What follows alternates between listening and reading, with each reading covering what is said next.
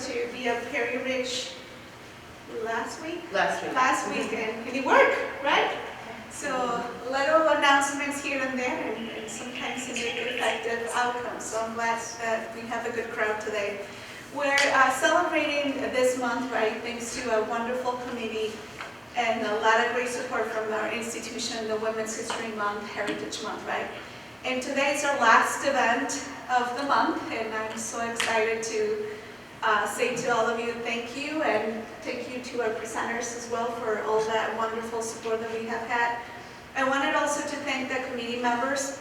Without their support and their feedback and insights, maybe this wouldn't be possible, right? So I'm very appreciative and grateful that they have been very supportive. There are 2 students in our committee, and Alicia, Hidayah, and of course the faculty members, Sarah, Magdalena, Kathy. I'm surprised she's not here. Melissa, Sophia, Stephanie, and thanks to the support to the Office of Multicultural Affairs. So with that, I just wanted to acknowledge, and I hope that you take great notes and bring that information back to our community, to our students, so they get inspired, motivated by our influential women and all the courage and support that they have had leading us through the years, right? Because this was one of the many inspirational support that we may need on a daily basis, especially coming from women. So thank you all of you, and with that being said, Sarah, please take it away. Thank you. I wore my Women Who Did It First t-shirt to kind of set us up for our event today. So I'm going to start off by talking about visionary women in unexpected places. And the dilemma for me is, because I teach history, any woman that I cover in history qualifies, and that's pretty much everyone. So I wanted to pick out some women that maybe we haven't talked about or haven't talked about in a historical context, because I thought that would be refreshing. So that was my plan. So the first woman I came up with was Mary Tyler Moore. And we don't think about Mary Tyler Moore when we think about women's history, but she was actually very influential for women in the 60s and in the 70s. So, for example, I don't know if you know this, but when Mary Tyler Moore went on the Dick Van Dyke Show, she actually put into her contract that she would be wearing pants. Now think about the fact that she had to put it in her contract that she would wear pants. And that was a huge deal at the time, because women just didn't wear pants in public. There are cases of women being sent home from court. You know, they show up for a traffic ticket in pants and they're told to go home. And, you know, people not willing to serve women who showed up in public wearing pants. It was a taboo. And Mary Tyler Moore felt strongly enough that she wanted to change that. So if you do happen to go back and watch the Dick Van Dyke Show, you'll notice that you will never, ever see her in a dress. And she refused to wear dresses in every episode because it said that she could wear pants, and she wanted to really make that statement. Now, unfortunately, her and Dick Van Dyke did not share a bed, but that was a while later. But at least she wore pants in every episode, and that did change a lot of perceptions about what was feminine, what was appropriate. You know, she did it in such a way that you know, it wasn't obvious. She didn't necessarily stand up there with a sign and, you know, yell in a street corner, but she made her thoughts known. Mary Tyler Moore also, and many of us are old enough, thank goodness. It's sometimes hard when I teach kids who don't remember the Mary Tyler Moore Show, but most of you might remember it. That was a very groundbreaking show as well. It was funny, so there was a lot of comedy in it, but it actually addressed a lot of very serious topics. I still can remember being a kid watching the episode where Mary went in and asked Lou for a raise and was told that she couldn't have one because Murray needed more money because he had a family. You know, and her having that discussion, like, well, but it's the same job, I should get paid the same amount of money. Mary Tyler Moore her show was one of the first times that birth control pills were mentioned, maybe not directly, but they were mentioned. In the show, she originally wanted to be a divorcee, but that was too controversial for the execs, and they were like, no way. So instead, she had to be a woman who ended up with a engagement that fell through, is the scenario. But all of the things that she did on her show, including the fact that she did not end up with a man. You know, think about the entire series. None of it was about she just had to get married. And you know, in most shows, that seems to be how they end it, and they lived happily ever after. Not in her show. So very groundbreaking in a lot of ways, and certainly funny at the same time. And sometimes when you can laugh about things being different, it's a little less confrontational. So she's the first woman that I picked. The second woman is Shirley Chisholm. And Shirley Chisholm was the first black woman elected to Congress in 1972. And it says in the meme, and you know how memes are not always true, it says that she was the first woman to run for U.S. president. That's not exactly true. There was a woman before her, Victoria Woodhull, ran for president in the late 19th century. Victoria Woodhull was a free love advocate, and that means exactly what you think that means. So she didn't end up getting a lot of votes. Also, women couldn't vote at that time, so for those two reasons, not so much. Shirley Chisholm ran for the Democratic nomination for president in 1972. She obviously didn't win the nomination, but she ran. And both being the first African-American woman elected to Congress and attempting to run for president were groundbreaking events. You know, we've in the last 20, 30, 40 years, we've seen women advance in a lot of areas, politics being one of them. Well, Shirley Chisholm was one of the groundbreakers with her attempt to run for president. They really, the power brokers at the time, surprise, surprise, were not terribly open to her candidacy for president for two reasons. I think you probably can guess which reasons that might be. But again, you know, she made a serious challenge, and her tagline, so to speak, was unbought and unlost. And she was one of those people where she just said it like it was and was not beholden to lobbyists or donors or any of that, which made her popular in some ways and not so popular in others, but ended up being a very powerful woman. The next one, I think you all remember that Midnight Ride of Paul Revere. Well, first of all, it wasn't true. Paul Revere never made it all the way. He got arrested, and he never ever yelled, "The British are coming." And why wouldn't you yell, "The British are coming"? Well, first of all, he's warning people that the enemy is approaching, right? Do you do that yelling? Like, guess what? They're coming! No. So first of all, you wouldn't yell that. And secondly, the colonists were British. That would be like me saying, "Sarah's coming, Sarah's coming." Like, why would I do that? So obviously, that's not the way it went. Poem later made it seem as though that was the case. But again, Paul Revere never even made it. He never even made it the whole way. And Paul Revere rode with a group of men, and their efforts to alert people to the fact that the British were coming, they traveled about 20 miles altogether, the guys that made it, 20 miles. Well, Sybil Ludington, this is another one of those stories we don't hear much about, but oh my goodness. So Sybil Ludington, her father was potentially going to be caught by the British. So she set up this decoy where she made it appear as though there were Patriot soldiers outside her house. And so the English soldiers decided to just like not bother with her father at that point. So she was able to kind of get them off the scent of her father. And then Sybil did what most of us would do at the age of 16. She jumped on a horse, side saddle, and rode 40 miles out in the dark to alert people to the fact that the British were coming. So isn't it interesting that we know about Paul Revere, who didn't make it all the way, who attempted to ride 20 miles with a group of older men, who were all, you know, men in experience. We don't really hear much about Sybil, who was 16 years old when she did this, rode side saddle, and rode by herself for twice as far. Isn't that interesting? It's like Fred Astaire and Ginger Rogers, right? Backwards in heels. You know, so it's just kind of interesting that, you know, she's not somebody that we know a lot about. There is a statue dedicated to her. This is an image of the statue, and I just love that because she just like, wow, she's you know, she's a toughie in that particular statue. But again, history is all about the people that we remember, and we don't always remember facts as they happen. We remember what sticks for various reasons, and Paul Revere is something that stuck, and Sybil Ludington wasn't, so that is why I decided tonight I would talk about some interesting people we probably haven't heard about.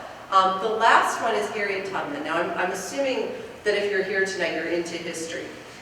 I'm hoping, right? Okay, that's the right answer. The right answer is yes. Maybe you're into the, psychology or sociology, but I assume you're into one of the social sciences. So you probably know some things about Harriet Tubman. The fact that she rescued many, many slaves from slavery down south. She went back and forth multiple times, at least 13 different trips down into the south to rescue slaves and bring them to freedom, which is all terrific. But you may not know this. That's not the only thing she did. She's got one of those resumes. Her and Alexander Hamilton are two people that, oh my gosh, and then they did this, and then they did that. I read about Harriet Tubman and Alexander Hamilton, and I always feel lazy.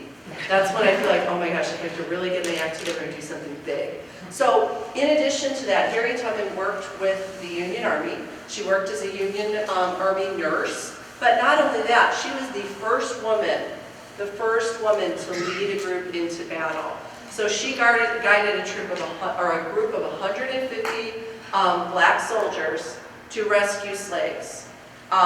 They ended up being able to rescue more than 750 slaves.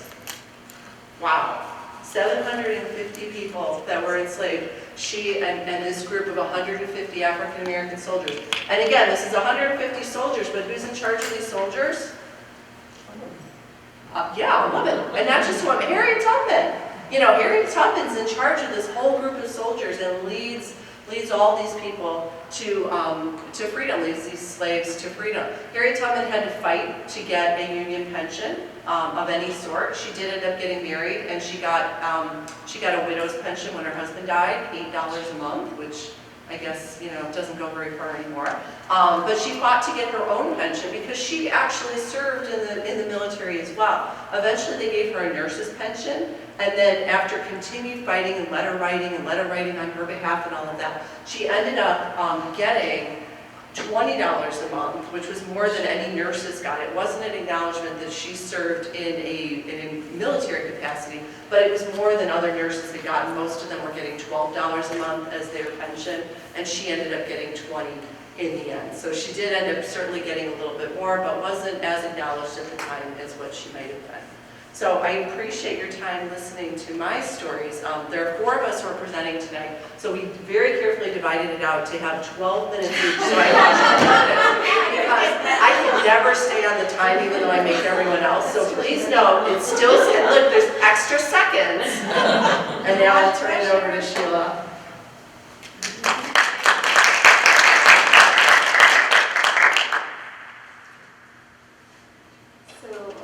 I'm going to be presenting about 2 women, and I thought it would be apt about them, simple women, because they are very dutiful when it comes to the gender roles, but at the same time they were determined and they did pursue what they were passionate about. And as I was trying to figure out what to talk about and whom to talk about, I was just thinking that the world is so wide. There's so many women out there who have contributed immensely about who we may never hear about. And so I chose 2 women who in the West may not be known at all. The first one is a little bit well known in the history of India, and her name is Lakshmi Bai, and she was the Queen of Jhansi. And she's known for her sportsmanship. She was a martyr. She fought the British. As early as, this is 1857, she fought the British. The second person whom I'm choosing is an author in Tamil literature, and her name is Lakshmi Ramanan. And she's the hidden star. She's well known in the area of Tamil literature, but I would say she's making a tremendous mark with penmanship. So these are the 2 people.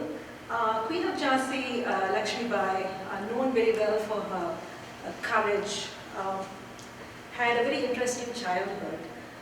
She was born a Brahmin, but her mother died at the age of 4, and her dad was working in a king's court. He was a minister there. So he used to take her with him, and there she learned shooting, fencing, horse riding. So she was trained as a soldier. At the age of 14, however, she got married to the king of Jhansi, and she had to do the parda. She was not allowed to step out, but she was very, very insistent, and she trained a bunch of women soldiers in her husband's household. when they were, when she was, and this was when she was 14, she got married. When her husband died, they had adopted a son. The British, because of what was called the Doctrine of Lapse, wanted to annex the territory. They would not recognize the adopted heir, and so she was forced to fight for her state. So I just want to show you a scene from a trailer from the Queen of Jhansi, which is a new movie that came out. This is a little bit graphic, so I just want to let you know that.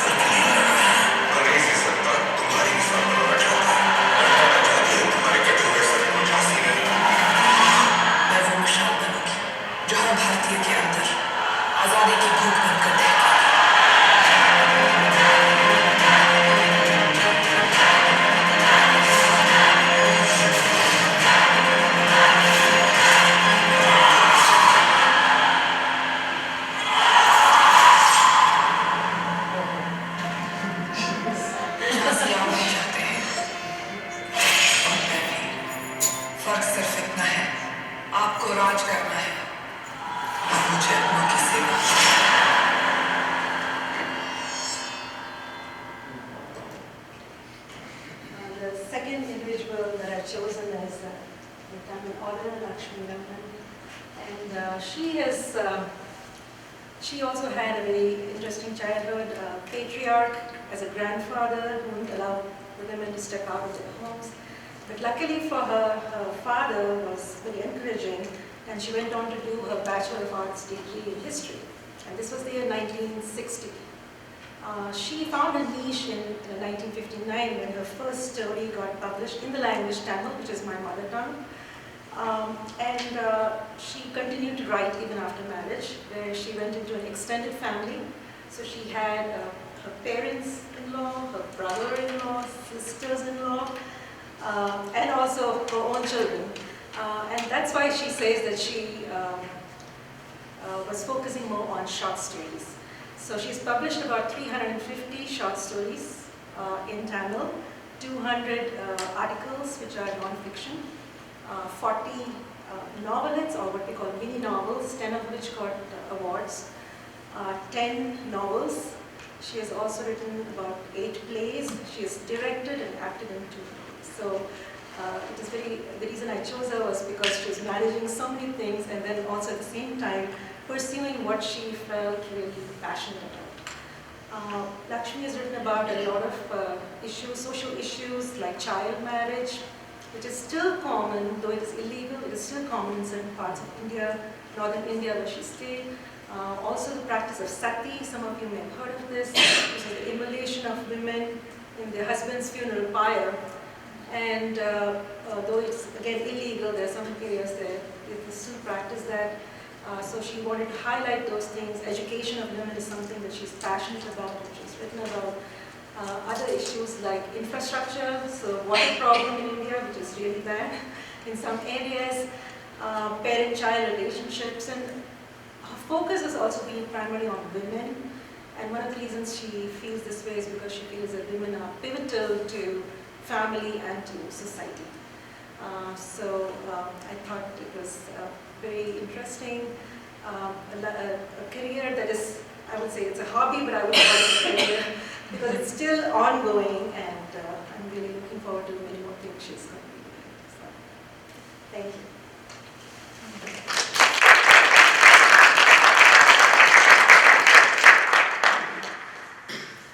Okay, so I'm taking a slightly less historical approach. I'm Christine Grell, and I teach psychology here at MCC. And I wanted to focus on 2 women who really shaped my career, and who I truly believe I wouldn't be here without them. So I wanted to spend a little bit of time highlighting 2 particular women. The first one is Heather Hoffman. She is an instructor of psychology at Knox College, which is where I went to undergrad. And she was very formative in my career, both in terms of what she taught as well as how I teach. So a lot of people thought I should go into education. Like, I think there's someone in elementary school who told me that, and I'm like, yeah, right, whatever. And then I think someone in high school told me that. I'm like, teach high school students? You've got to be kidding me. But when I got to college, Knox College is a very small liberal arts college, and Heather was the first person who I met who I was like, I would like to be her when I grow up.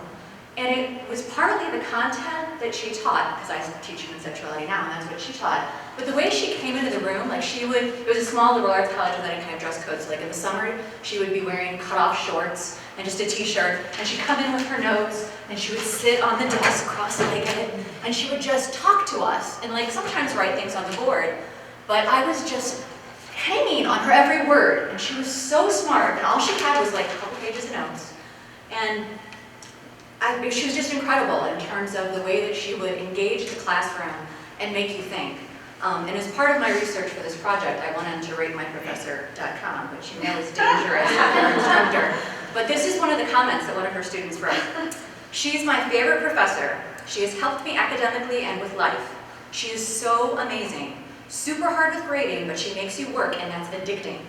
Can't stop taking her classes despite bad grades. And I'm like, that is probably the best comment a professor could ever get. You're engaging, I want to take your classes, it doesn't really matter what grade I get, I'm enthusiastic about the material that you're teaching.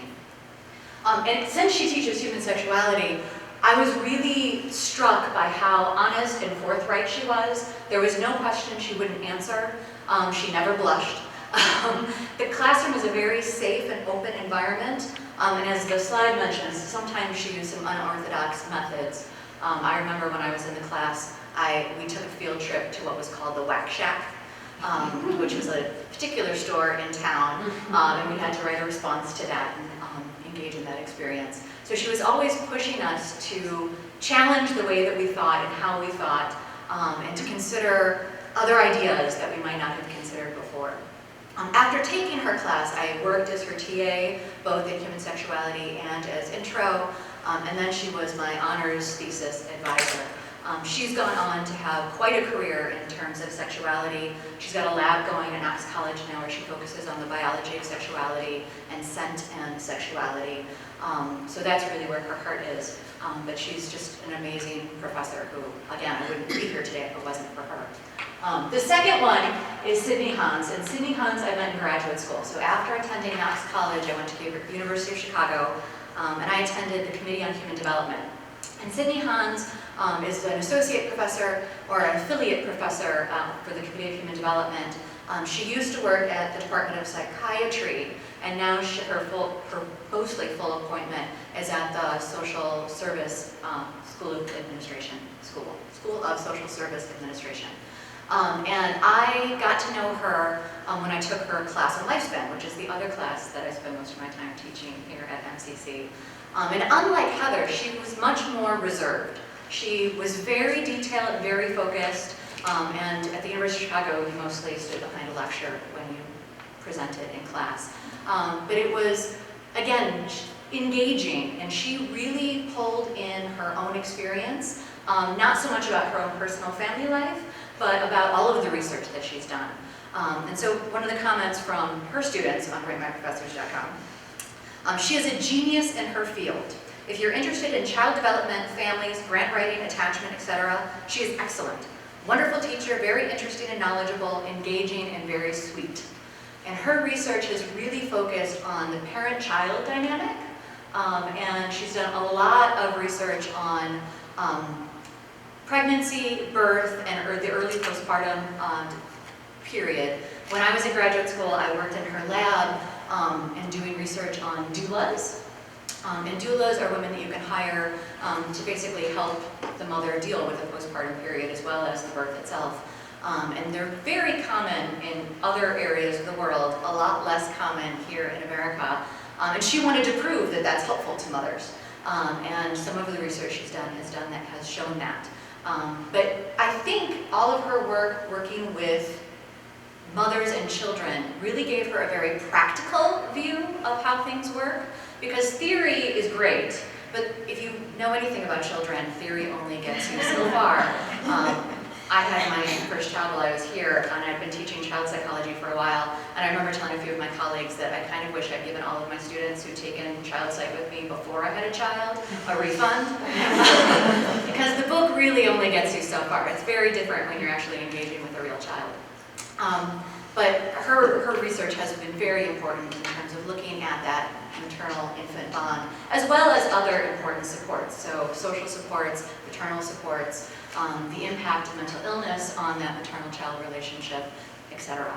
And so she gave me a place where I really felt kind of connected and where I belonged when I was in graduate school. And in the social sciences, there isn't a lot of lab work, so there's a lot of independent research where you can feel very isolated and alone.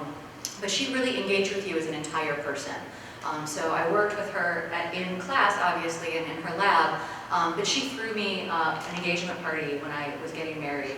And she threw me, or several of the people in the lab, shower parties when they got pregnant with their babies. And she'd have these in her home or in the lab, and she was just so welcoming and supportive, and so detailed and focused. Like both of these women were just so smart.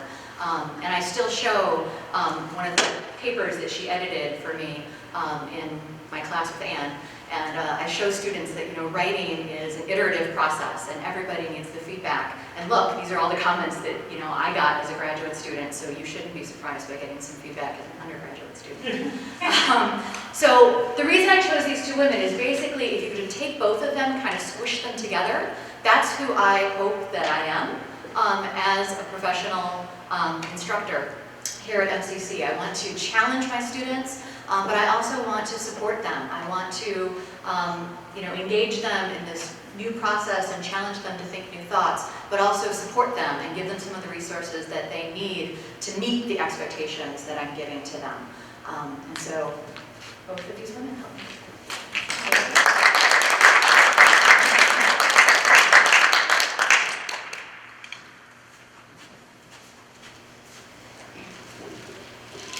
It's such a joy to stand here in front of you and sharing with my colleagues in all of these presentations of women who have inspired us and women who are building and inviting us to build a sanctuary in which we fuse, if you will, the intellect and the soul, in which we put together compassion and reason, and all of it together creates harmony inside of ourselves, and then it spills on into others. I want to introduce myself. My name is Magdalena Fark.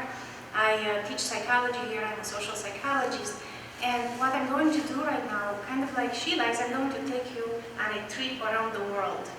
We seem to have started with 4 women and then went to 2 and 2, and then lo and behold, in a symmetrical way, we are doing it with 4 women that I would like to highlight over here. You know, we live in a world in which women and men are paying extraordinary amount of attention to the way that they are dressing on the outside. And very many times they forget something that's of extreme importance, the legacy, the way that they are dressing on the inside, the legacy that they are leaving for future generations.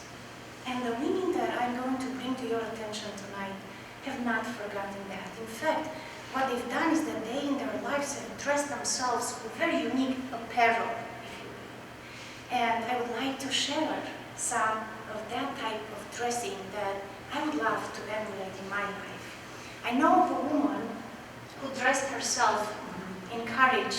Her name is Nellie Bly. You might have heard about her. She was born in 1864 in a family with 15 children, somewhere in Pennsylvania.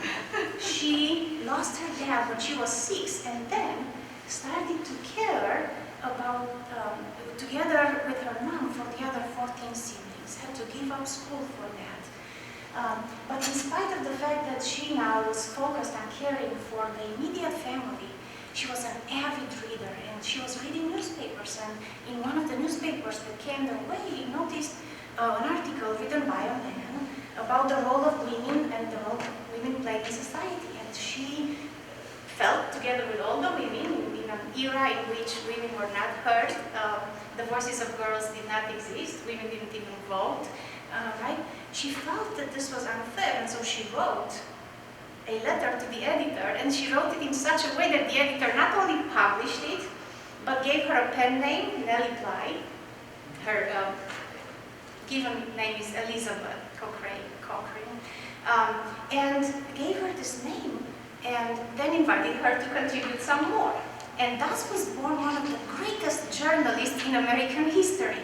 And so what happened to her is that she picked up the pen, kind of like the lady that you have mentioned, and fought mightily. She fought mightily for women's rights. In essence, she went undercover into sweatshops and in places where women were asked to work.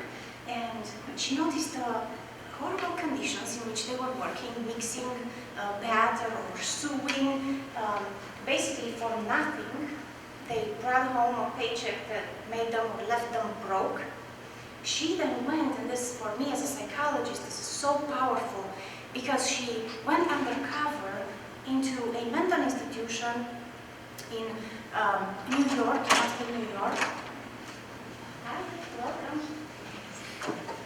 She went into this institution in upstate New York for 10 days, 10 long days and nights. She pretended to be one of the women suffering over there just to see what the conditions were. There had been rumors that conditions in this island, in the mental institution, were horrible. In fact, the person in the ambulance who drove her there as a patient now told her to leave hope at the door because the people who went there never came out. So she went over there and she saw abuse that can hardly be described in words. Women were beaten, they were raped, they were doused with icy water, and that was their shower. Very many women there had no problems, no mental issues. They basically were maybe just immigrants who didn't know how to speak English. But none of them were given a fair trial.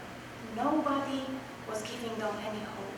And so after 10 days, the lawyers from the paper who had hired her luckily came and took her out, because after a while she started wondering what's going to happen to me if nobody comes after me.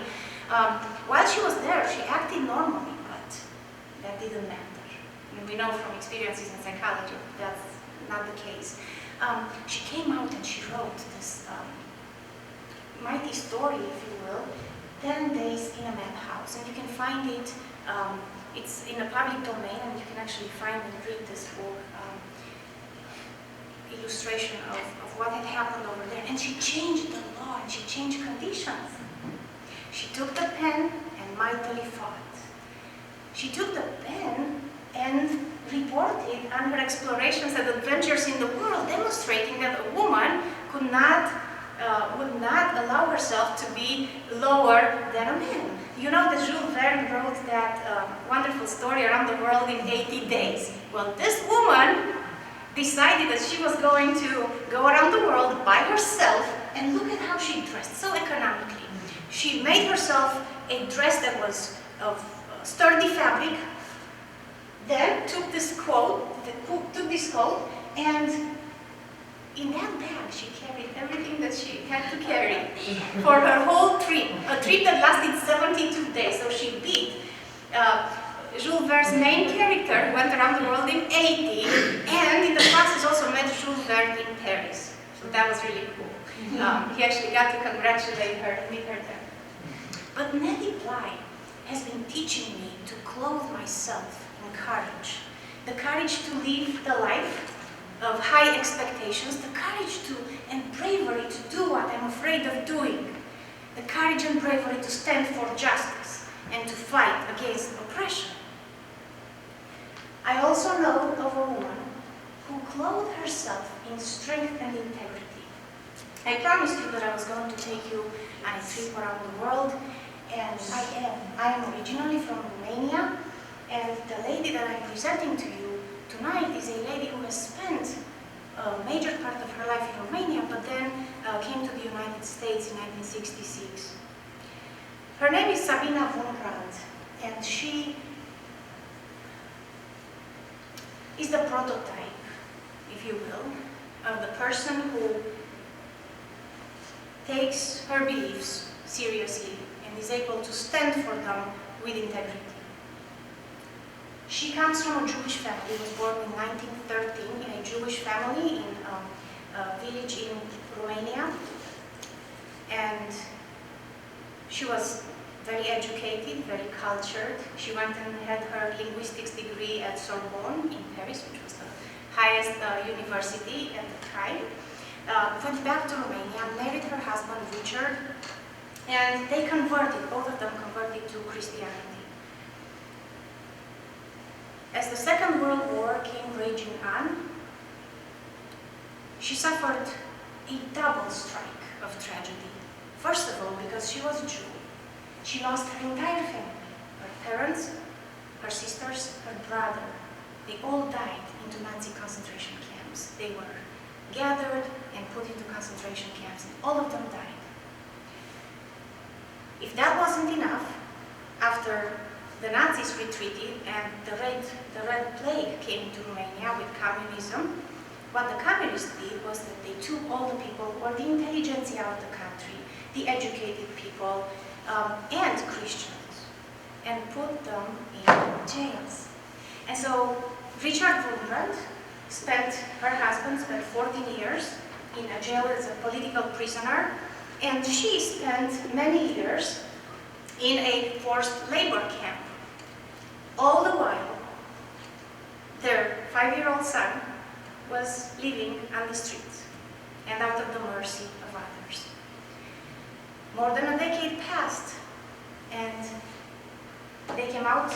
They were rescued, ransomed, actually with money, by 2 Norwegians, and then they came out and came to the United States. And this is where, in a way, we are bridging the story, because what they did for people who were persecuted for their faith or their beliefs in the Eastern world, the Eastern Bloc during communist times, is something wonderful.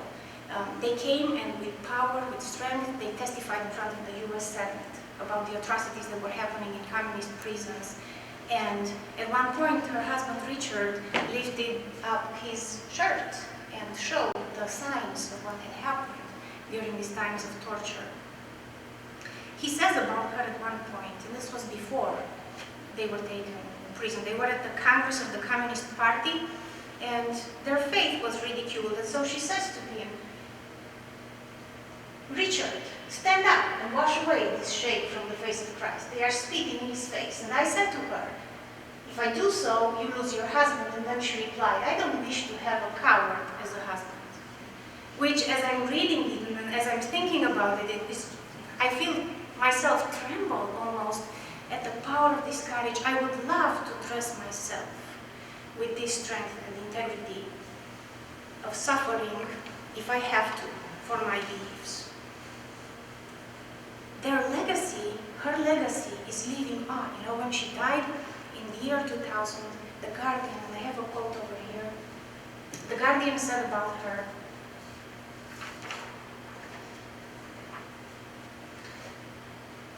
that she is one of those who most objectively exposed the repression in communist Romania, teaching me about the nobility of suffering. Sabina Vumuran will live through her legacy, and many of you probably have heard of this organization, The Voice of the Martyrs, that is actually an organization founded by them that lives right now in order to help people who are persecuted for their beliefs. I know a woman who has put on the garments of passion and compassion. Her name is Violeta Fărăcău. She married my cousin, Philip, and had a chance to show her love and her compassion in ways that none of us probably want. In 2015, he was diagnosed with a grave form of leukemia, and as she spent her days and her nights with him, taking him to chemotherapy sessions that were horrible to stand and watch, nevertheless to go through, she would have had every right to turn within herself and to try to deal with her own grief. But she didn't. She opened up her eyes and she looked in the corridors of the hospitals. In the city where I was born, Cluj, we have a cancer hospital, is the best in the country. And so people from all over the country are coming over. But she looked in the corridors, and one night, for instance, there was another young person sitting next to her husband and doing this chemotherapy session. And this person had nowhere to go. The family had nowhere to go. They were sleeping either on the corridors or in the parking lots around the hospital. And so Violeta, rather than deal and just basically stay in her own grief, decided to become a person of vision and also action. And shortly after my cousin died, he died in 2016, she took all of her energy and channeled this pain that she had into compassion for others. So she spread the news that she wanted to work on developing or building a house to house the people who are coming, kind of like the Ronald McDonald house that we have over here. But in Romania, we haven't heard about something like this. To build a house, and in less than a year, this house was built. And it's called Casa Philip, and this is how a room looks like. And people from all over the country are coming over, and the families of the people who are staying in the hospital have a place to stay, especially the poor ones who don't have the money to take care of themselves. So Violeta has taught me that in spite of the gravest, the utmost pain that a person can experience, that pain can be transformed into compassion. Together with Philip, they said that the legacy that they want to give is this love for people, and that this legacy is eternal and living. This legacy never dies. So when I think about Violeta, I think about clothing myself with this passion and compassion to go through life in looking at the person who's broken next to me and helping. And last but not least, I know of a person, I know of a woman, and you know about her as well. And this woman has put on the garments of hope. Her name is Carol Dweck. She is a research psychologist at Stanford University, but she is a woman who has revolutionized the study of the mind and of growth and of learning, has always been passionate about growing and education. And she has discovered, through the coining of the term mindset, and all of the research that she has done together with her team on this term, the because she has discovered the hope that exists when we are developing a successful frame of mind.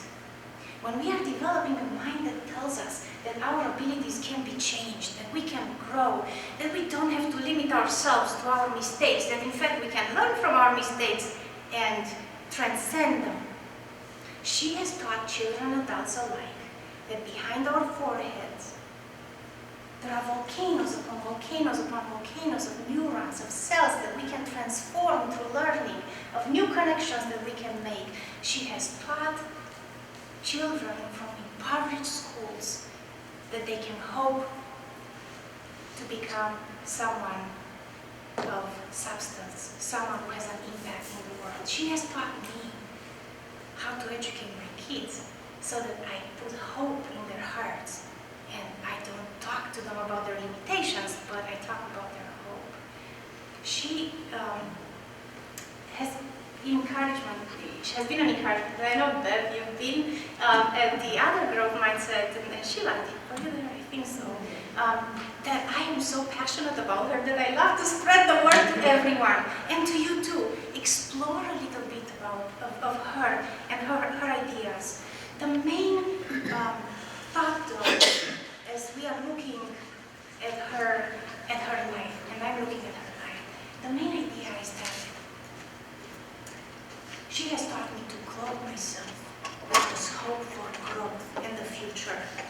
And she has taught me to look at the fields of our days and to know that the fields of our days can be filled with the light waters of culture. How amazing that is. I know of women who have clothed themselves in courage, in passion, in compassion, in hope, in integrity. I know of these women because those women, those are you and me. I know of women who learn to hope and clothe ourselves with all of these everlasting legacies, and that is us. I want to close by actually leaving you with the hopeful words of Maya Angelou. Lift up your eyes upon the day breaking for you. Give birth again to the dream. Women, children, men, take it into the palms of your hands. Lift up your hearts. Do not be wedded forever to fear. Here, on the pulse of this fine day, you may have the courage to look up and out and say simply, very simply, with hope, good morning. Thank you.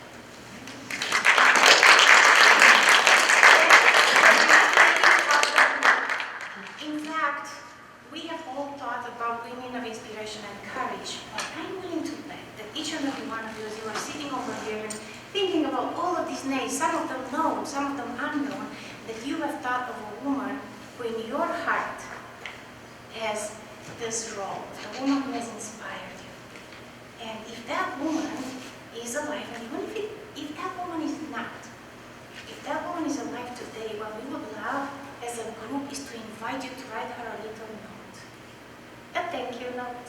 And because we want to invite you to do so, we actually came ready with a whole arsenal of thank you cards and stamps, so that you can write, put it in the envelope, and put either a woman of inspiration, over here Christine found some awesome stamps, or put a peace rose on the envelope. If you know the address, we can even mail it for you. If you don't know the address, just take it home. But we would definitely love to invite you to come on over. If you know of 2 women and you would like to write them a note, by all means, come. And so, not only that, but also, look at these cookies. Please come and enjoy some cookies and some candies over here as well. And don't forget the evaluation. Evaluations too, Please. right. Any you. questions for our presenters?